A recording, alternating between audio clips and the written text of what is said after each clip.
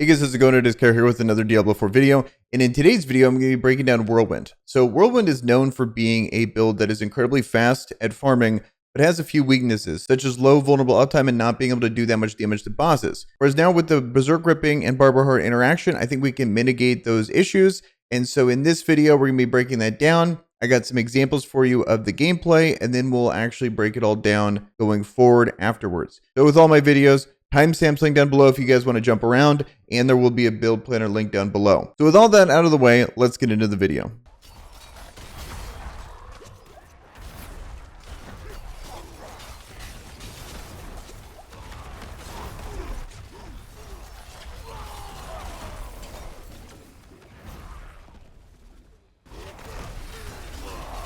Then what Barb can do. Depends on how contrarian you are. Also, so this is good. Okay, so that right there is going to the video 100%. To get a good boss kill. We're watching that, and then we're trying to keep. Oh, there we go. See, this is an example of it working out well. These two interactions are basically so strong that you could just pigeonhole these in any build you possibly can and reap the benefits. What we're going to be doing is making a optimized version of Whirlwind that now takes advantage of these two new things. It used to be with Whirlwind, you didn't really care about berserking too much, whereas now it's one of the most important parts of the build to do a ton of damage. With Barber, you want crits, so you want as much crit strike as possible. That's why Whirlwind is such an appealing aspect for this version of a build, is because you have this aspect, which is Dire Whirlwind. Critical strike chance is increased by anywhere from 5 to 12% for each second it is channeled, up to 36% when it's on the amulet. So you have that combination. You have a lot of crit rate, a decent amount of berserking uptime. This is the one core skill that has an aspect that gives so much crit rate. You're like, okay, this has to be good with the Barber heart. So that leads me to this video here, which is going to be the optimized version of this build. Trying to min-max as much berserking, as much vulnerable uptime, and as much use of the Barber heart as possible in a Whirlwind style build. I want to talk about some of the weird additions to this build that I went about and the reasons why I made these decisions. I think these are genuinely ways to improve the build and makes it smoother to use. The first weird addition is going to be Leap here. Reason why we have it on here is because it's providing berserking when we hit enemies, and it gives us more maneuverability. We can combine it with Earthquake aspect and aspect of Bokathos to where we can gain survivability and more damage as we jump in. Expectant is on the build where we auto attack and then we can snapshot a higher percentage amount of damage. But the reason why I like this is because even with that, Berserk would drop off here and there. So being able to reapply it with the jump in is really nice. If it ever falls off, we can throw in kick. We can go back and forth. We don't want to be dropping our Whirlwind too often. That's why I didn't go the giant strides, and I didn't go the one where it resets when you kick someone. I don't want to just be constantly leaping. That's just basically a leap quick build. That's not really Whirlwinding, but that is why I went this direction. It gives us all of the benefits there. Yes, you do lose some of the synergies with having triple shout, and we are taking Marshall here. So we do get that on the other two shouts, and we're also taking Bear Clan Berserking aspects, so we're getting a reduction in our cooldowns for kick and leap, so it's not terrible. It's not a perfect trade-off, but I like this a lot more than having Warcry. I think this is completely reasonable to do, and I understand anyone that would want to take this. You get the triple shout synergy, you get 4-second Berserking. This is still very good, but I like the extra maneuverability. And then there's another part I didn't mention where we're going to take the slowed portion. We don't need to take the energy because basically this build doesn't have any energy concerns. We take the slowed and then we combine that with No Mercy, and we're getting another 9% critical strike chance, which really smooths out the build even more. So we jump in, we have the damage reduction, another DR, we have the damage increase on a multiplicative amount of 25 up to 25% if you get the max roll, and we get more critical strike chance because they're all slowed when we jump in. I'm liking that an absolute ton. So the other weird choice would be kick. I think this has been really good. You get a very long vulnerable uptime. The big issue, I would say more so than the berserking, we have other ways to mitigate ways of dropping berserking with this build, but we don't have ways to reapply vulnerable that often. So having this makes it really convenient to do it, and it's a long duration of vulnerable. A 4-second duration is a ton of time here where we can actually start to ramp up and do the damage within the time we need to. And by that time that it potentially falls off, we might get a pressure point to happen again.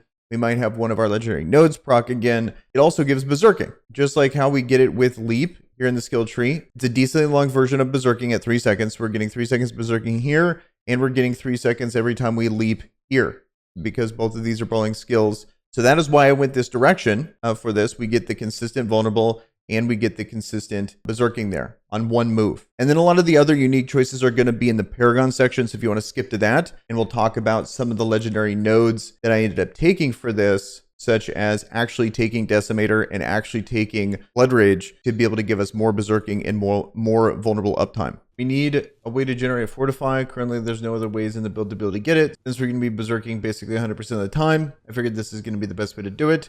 Up to a 35% chance lucky hit to gain X amount of Fortify whenever you deal direct damage while berserking. We're going to be doing a ton of damage. You're going to get fortified really fast. Okay, so next up is going to be Aspect of Bokathos. This is going to combine with the Leap, and you have Earthquake as well. So we're going to have damage and damage reduction here. This is a massive damage reduction bonus, 25%.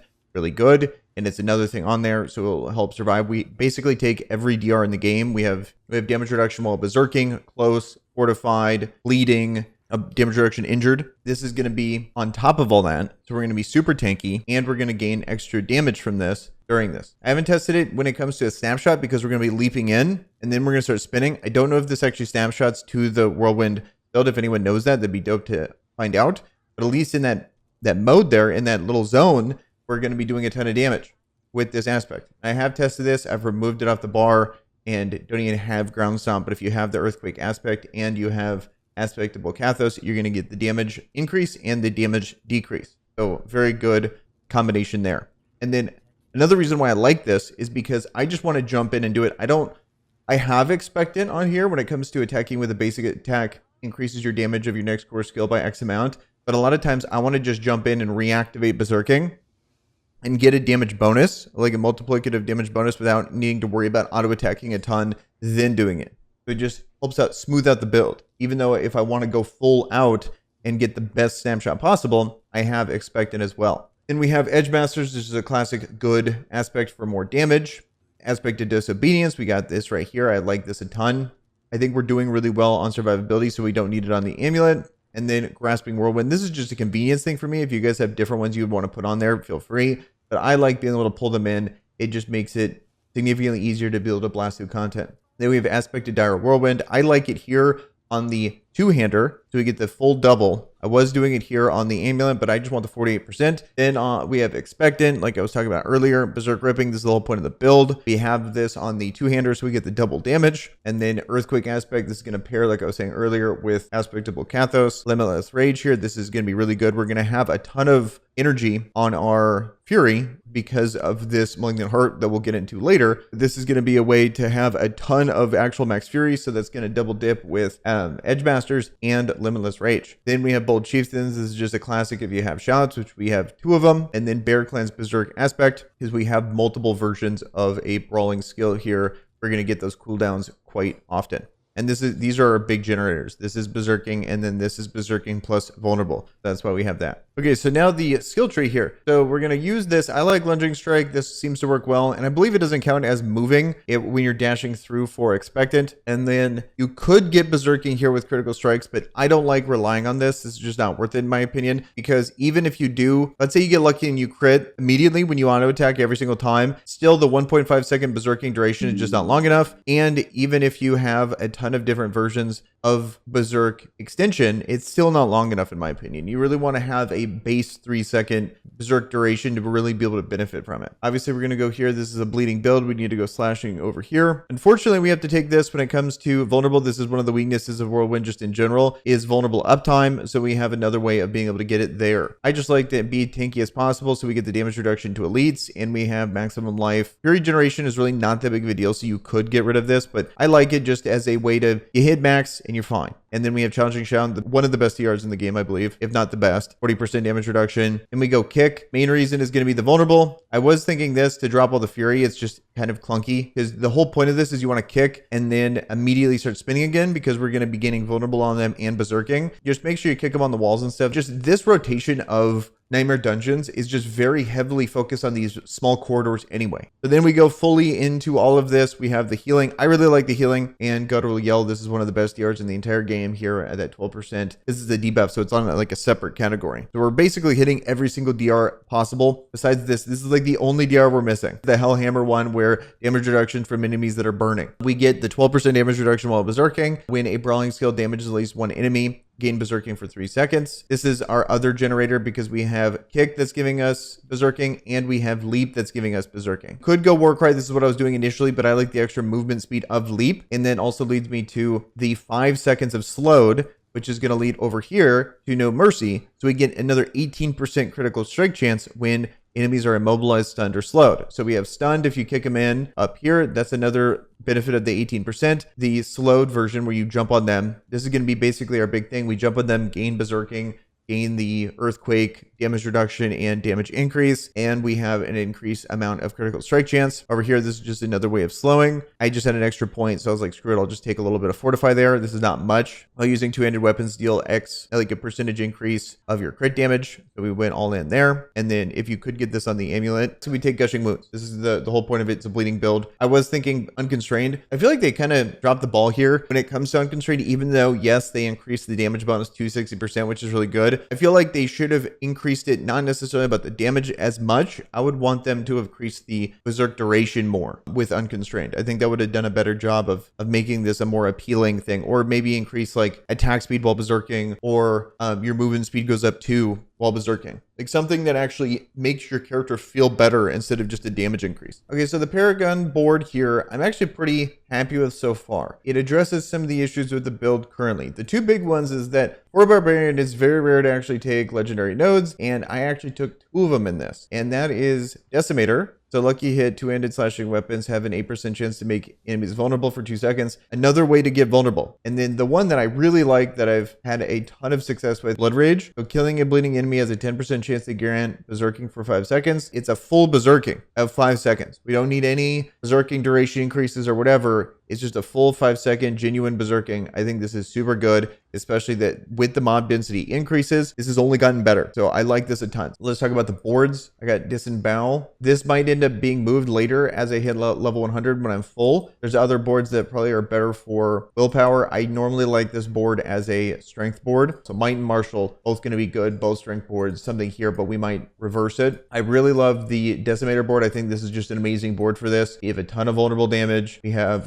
damage reduction while vulnerable, more vulnerable damage up here. We have some vulnerable damage here, and we are using a two-handed slashing weapon as well. We get all the benefits of Decimator. We actually come up through here. This is something I've been liking to do recently, where I come up on a board here. I get to Blood Rage. If you want to get a legendary node, whether it be a Warbinger or Blood Rage, I would say those are the 2 best legendary nodes at the moment. If you really want to take them, I recommend doing something like this, where you come up through. So I added this board early. I come up through here, but then we rotate through. We have these kind of corner boards that are easy to pass through, and then we come up around and then get the legendary node like this. It would take a ton of points, like wasted points, to do this if we just did it normally. So I like doing this, and then we can come up through here. It makes it a little bit more efficient. Pretty traditional stuff. We have Wrath. This is really important, especially with Barber, getting the extra crit damage, and Exploit. This is incredibly important. This is like a must-have. You don't even bother running Whirlwind without Exploit, in my opinion. So here is the Paragon board, and all, of course, link will be in the description if you want to check it out. Going over the Malignant Hearts here, you absolutely need a Barber. This is just core to the build. Then we have the Critical Strike, Damage 1, and Tempting Fate. This is something that you really need to have a ton of crit rate for, which luckily we have with Whirlwind. So this actually goes to the moon. When it comes to damage, this is just great to have. An increase of 85% critical strike damage is good. It is additive versus the multiplicative damage reduction. So if you don't have enough crit rate, your damage goes to 0. So just keep that in mind. And then lastly, the Dark Dance is something absolutely core to this build. You need this. This is how we can just spin for so long, is every 5 seconds while above 60% life. Core skills cost life instead of your primary resource. Skills that consume life deal increased damage. So this is just a really good thing to have as well.